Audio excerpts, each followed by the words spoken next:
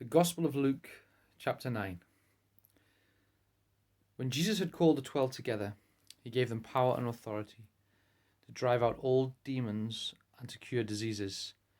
And he sent them out to preach the kingdom of God and to heal the sick. He told them, "Take nothing for the journey, no staff, no bag, no bread, no money, no extra tunic. Whatever house you enter, stay there until you leave that town. If people do not welcome you, shake the dust off your feet when you leave their town as a testimony against them." So they set out and went from village to village, preaching the gospel and healing people everywhere. Now Herod the Tetrarch heard all about what was going on, and he was perplexed, because some were saying that John had been raised from the dead, others that Elijah had appeared, and still others that one of the prophets of long ago had come back to life.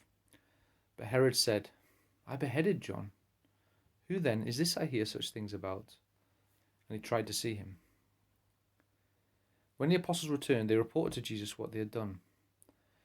Then he took them with him, and they withdrew by themselves to a town called Bethsaida. But the crowds learnt about it and followed him. He welcomed them and spoke to them about the kingdom of God and healed those who needed healing.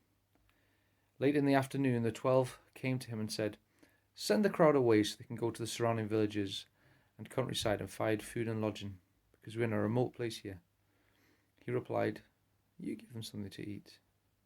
They answered, "We've only 5 loaves of bread and 2 fish. Unless we go and buy food for all this crowd." About 5,000 men were there. But he said to his disciples, "Make them sit down in groups of about 50 each." The disciples did so, and everybody sat down. Taking the 5 loaves and the 2 fish, and looking up to heaven, he gave thanks and broke them. Then he gave them to the disciples and set them before the people. They all ate and were satisfied. And the disciples picked up 12 basketfuls of broken pieces that were left over. Once, when Jesus was praying in private and his disciples were with him, he asked them, "Who do the crowd say I am?" And they replied, "Some say John the Baptist, others say Elijah, and still others that one of the prophets of long ago has come back to life. But who do you say I am?" he asked. Peter answered, "The Christ of God." Jesus strictly warned them not to tell this to anyone. And he said, "The Son of Man must suffer many things and be rejected by the elders, chief priests, and teachers of the law. And he must be killed, and on the 3rd day be raised to life." Then he said to them all, "If anyone would come after me, he must deny himself and take up his cross and follow me. For whoever wants to save his life will lose it. Whoever loses his life for me will save it. What good is it for a man to gain the whole world and yet lose or forfeit his very soul? If anyone is ashamed of me and my words, the Son of Man will be ashamed of him when he comes in glory and in the glory of the Father and of the holy angels. I tell you the truth, some who are standing here will not taste death before they see the kingdom of God." About 8 days after Jesus said this, he took Peter, John, and James with him and went up to the mountain to pray. As he was praying, the appearance of his face changed, and his clothes became as bright as a flash of lightning. 2 men, Moses and Elijah, appeared in glorious splendor, talking with Jesus. They spoke about his departure, which was about to bring to fulfillment at Jerusalem. Peter and his companions were very sleepy, but when they became fully awake, they saw his glory and the 2 men standing with him. As the men were leaving Jesus, Peter said to him, "Master, it is good for us to be here. Let us put up 3 shelters, one for you, one for Moses, and one for Elijah." He did not know what he was saying. While he was still speaking, a cloud appeared and enveloped them, and they were afraid as they entered the cloud.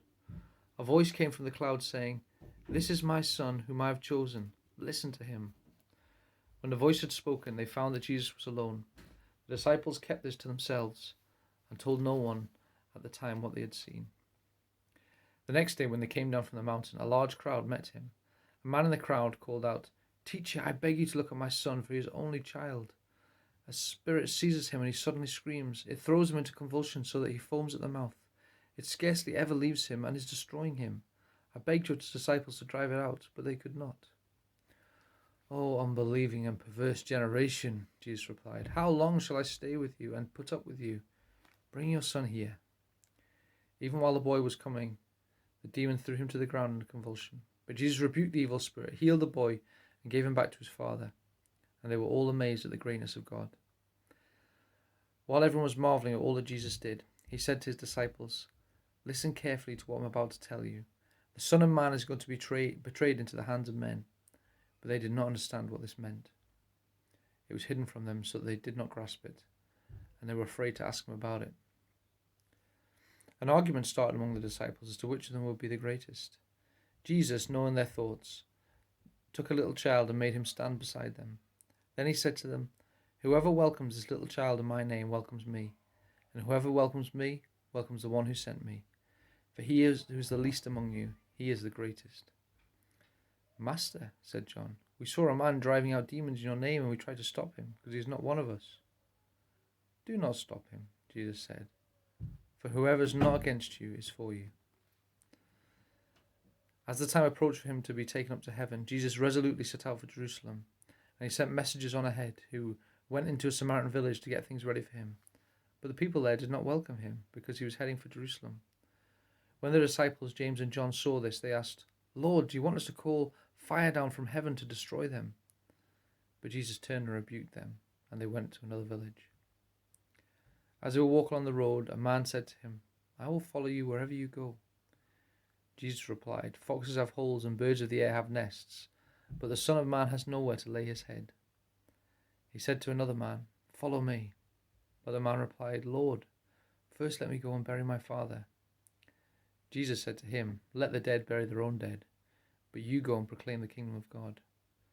Still another said, "I will follow you, Lord, but first let me go back and say goodbye to my family." Jesus replied, "No one who puts his hand to the plough and looks back is fit for service in the kingdom of God."